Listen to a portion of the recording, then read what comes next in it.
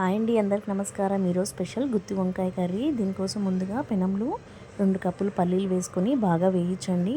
పల్లీలు బాగా వేగాక పొట్టు తీసుకొని మిక్సీ జార్లో వేసుకోండి. ఇందులో ఎండు కొబ్బరి కూడా వేసుకొని ఒకసారి గ్రైండ్ చేసుకోండి.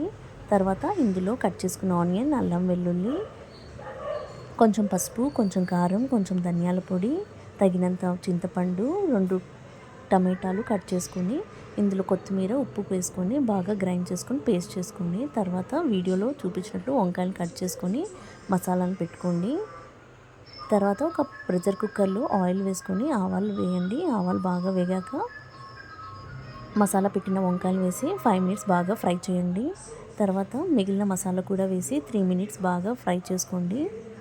తర్వాత తగినంత వాటర్ వేసుకొని మూత పెట్టి 2 విజిల్స్ వచ్చేదాకా కుక్ చేసుకోండి. అంతే, వేడి వేడి గుత్తి వంకాయ కర్రీ రెడీ.